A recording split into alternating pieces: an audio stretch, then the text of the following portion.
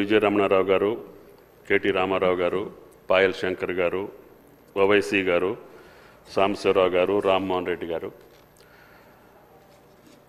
వ్యవసాయానికి సంబంధించినటువంటి రైతుకు సంబంధించినటువంటి అన్ని సమస్యలు మాట్లాడాలనే ఆకాంక్షతోటి ఇరిగేషన్ మీద, అదేవిధంగా పవర్ మీద, అట్లాగే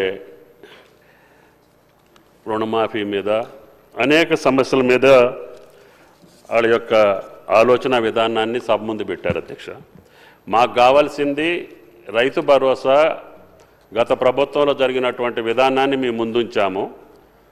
దాన్ని రేపు రాబోయేటటువంటి సంక్రాంతి పండుగ నుంచి ఏ రకమైనటువంటి పద్ధతుల్లో అమలు చేస్తే నిజమైనటువంటి రైతుకు మేలు జరుగుద్దో చెప్పాలి అని చెప్పి గౌరవ సభ్యుల్ని పదే పదే కోరాము. అయినా అనుకున్నంత మాకు ఫీడ్బ్యాక్ పెద్దగా వచ్చినట్టు లేదు. అయినా సరే రమణారావు గారు చెప్పారు, గతంలో జరిగినటువంటి పద్ధతి ప్రకారం వద్దు, అక్కడ 20,000 పైచిలకు కోట్లు పంట వేయినటువంటి రైతాంగానికి వెళ్ళింది.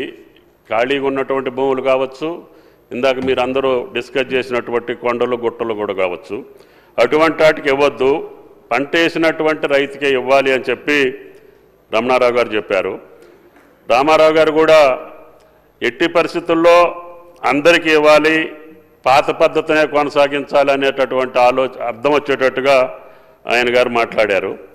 శంకర్ గారు అన్ని విషయాల్ని రైతుకు సంబంధించినటువంటి ఆదిలాబాద్కు సంబంధించినటువంటి అంశాలతో పాటు కేంద్ర ప్రభుత్వంతో కూడా మీరు సఖ్యతగా ఉండాలి, అక్కడ నుంచి కార్యక్రమాలను కూడా మీరు అనుసంధానం చేసుకోవాలని చెప్పారు. తప్పకుండా గత సంవత్సర కాలంగా మేము అదే ప్రయత్నంలో ఉన్నాము. ముఖ్యంగా గత 5 సంవత్సరాల్లో నిలిచిపోయినటువంటి ఫామ్ మెకనైజేషన్ కావచ్చు, డ్రిప్ కావచ్చు, స్ప్రింక్లర్స్ కావచ్చు, అనేక కేంద్ర పథకాలకి తిలోదకాలు ఇస్తే వాటన్నింటినీ రివైవ్ చేస్తున్నాం. తప్పకుండా కేంద్ర ప్రభుత్వ సహకారం తీసుకుంటాం. అధ్యక్ష, కేంద్ర మంత్రి గారు హైదరాబాద్ వచ్చినప్పుడు ఆయిల్ ఫామ్కి సంబంధించినటువంటి ఇంపోర్ట్ డ్యూటీని మేము అడిగినప్పుడు ఆయన గారు పెద్ద మనసుతోటి ఢిల్లీ పోగానే ఒక 4 రోజుల టైంలోనే అది ఇంపోర్ట్ డ్యూటీ పెంచటం, రైతాంగానికి 13,000 ఉన్నటువంటి టన్ను ధర ఈరోజు 20,000 అవటం, తెలంగాణ రాష్ట్రంలో అన్ని జిల్లాల్లో కూడా ఆయిల్ ఫామ్ వేసుకునేటటువంటి అవకాశం ఇచ్చారు. తప్పకుండా కేంద్ర ప్రభుత్వానికి మళ్ళీ ఢిల్లీ పోయి కూడా ఆయనకి అభినందనలు తెలియజేశాము. ఇంకా మిగిలినటువంటి అవసరాలను కూడా మేము ఆయన దృష్టికి తీసుకెళ్ళాము. అధ్యక్ష, తప్పకుండా కేంద్ర ప్రభుత్వంతో వాళ్ళ యొక్క సహకారం తీసుకోవటానికి రైతాంగానికి సంబంధించినటువంటి అన్ని అంశాల్లో ఈ ప్రభుత్వం ప్రయత్నం చేస్తుందని చెప్పి పాయల్ శంకర్ గారికి విజ్ఞప్తి చేస్తున్నాం. అదేవిధంగా ఓవైసీ గారు మార్కెట్ని గురించి చెప్పారు.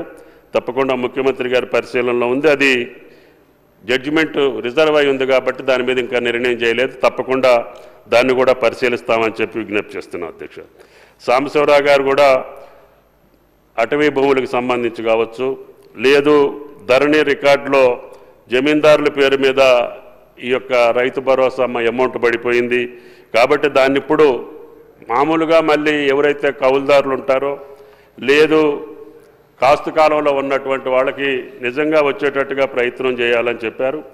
15 ఎకరాల వరకు ఇస్తే బాగుంటుంది అనేది సాంబశివరావు గారు ఆలోచనలాగా ఆయన చెప్పడం జరిగింది. అధ్యక్ష, అదేవిధంగా ఎట్టి పరిస్థితుల్లో కూడా కల్టివేట్ చేయనటువంటి భూములకు, వ్యవసాయం చేయనటువంటి భూములకు ఇవ్వద్దని చెప్పి స్పష్టంగా చెప్పారు. అధ్యక్ష, అదేవిధంగా గతంలో ఉన్నటువంటి కమిషన్ల యొక్క వ్యవహారం కావచ్చు, అదేవిధంగా కౌలు రైతులకు ఏ రకంగా న్యాయం చేస్తారు, అదేవిధంగా ఇన్సూరెన్స్ కూడా గత 5 సంవత్సరాల్లో పంట ఇన్సూరెన్స్ను కూడా ఈ ప్రభుత్వం, గత ప్రభుత్వం చేయలేదు కాబట్టి మళ్ళీ దాన్ని రివైవ్ చేసి పంట నష్టపోతే ఎట్టి పరిస్థితుల్లో ఇన్సూరెన్స్ ఇవ్వాలి అని చెప్పి సాంబశివరావు గారు మాట్లాడారు. అధ్యక్ష, తప్పకుండా ఈ ప్రభుత్వం క్రాప్ ఇన్సూరెన్స్ని రివైవ్ చేస్తాం.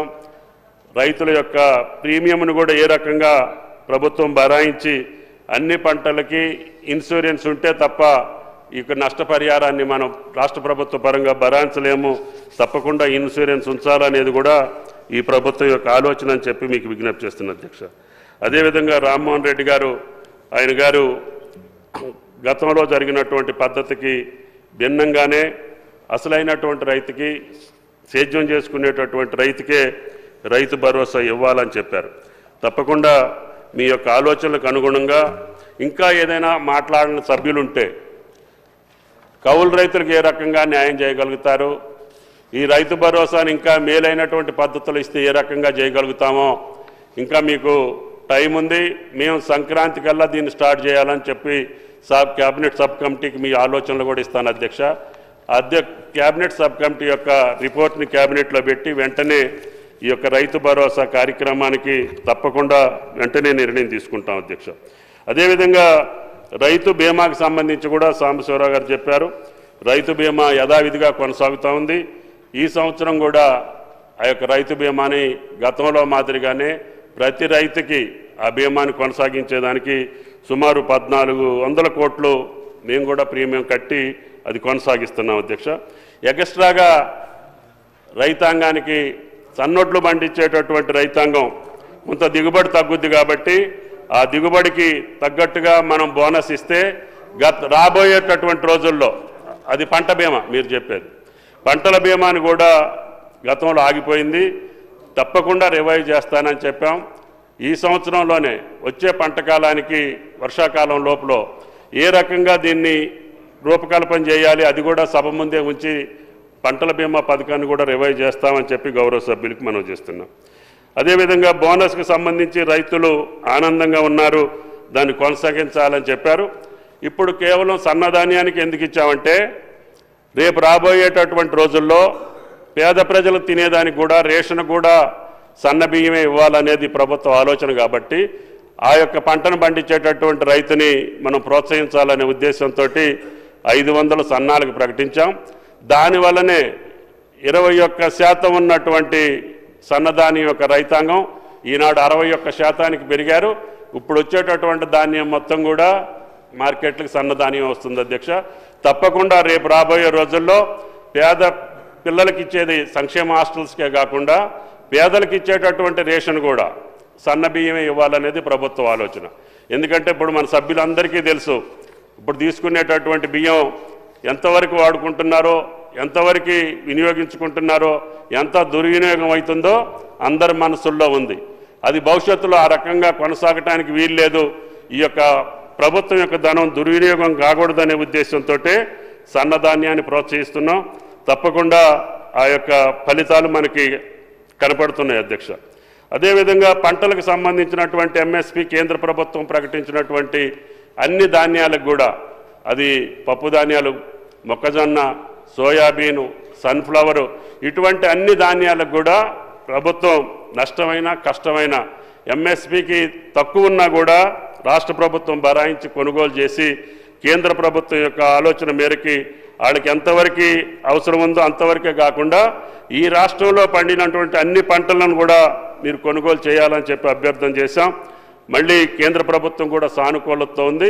ఇక్కడ పండినటువంటి పంటలన్నింటినీ ఎంఎస్పి ధరకే కొనుగోలు చేస్తున్నామని చెప్పి విజ్ఞప్తి చేస్తున్నా అధ్యక్ష.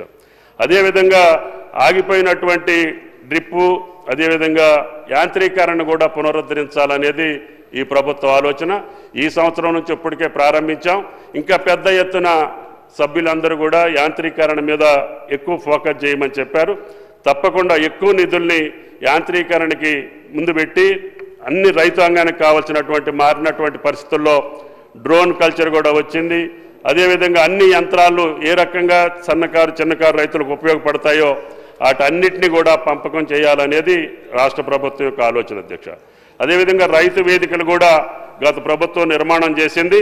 అవి ఏ రకంగా ఉపయోగం లేవనే ఉద్దేశంతో అక్కడ వీడియో కాన్ఫరెన్స్ పెట్టి ప్రతి వారం ఇక్కడ నుంచి శాస్త్రజ్ఞులతోటి ఆదర్శ రైతులతోటి ప్రతి మంగళవారం వేల మంది రైతులతోటి రాష్ట్ర వ్యాప్తంగా ఉన్నటువంటి అన్ని నియోజకవర్గాల్లో ఉన్నటువంటి రైతు వేదికల ద్వారా వారికి కావాల్సినటువంటి వివరాలన్నింటినీ కూడా ఇక్కడ నుంచి అందిస్తున్నాం అధ్యక్ష.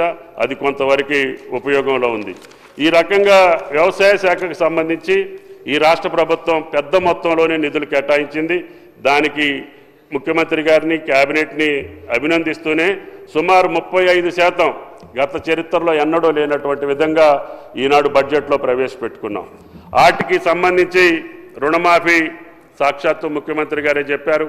అదేవిధంగా మిగిలినటువంటి ఏదైతే సభ్యులు లేవనెత్తారో ఆ సబ్జెక్టులన్నింటినీ కూడా ముఖ్యమంత్రి గారి సమాధానంలో ఉంది కాబట్టి రైతు భరోసాకు సంబంధించి మీ ఆలోచనల్ని వెంటనే సబ్ కమిటీలో పెట్టి కేబినెట్ నిర్ణయం చేసి వచ్చే కొత్త సంవత్సరంలో రైతు భరోసాను కొనసాగిస్తామని చెప్పి విజ్ఞప్తి చేస్తున్నాం అధ్యక్షుడు.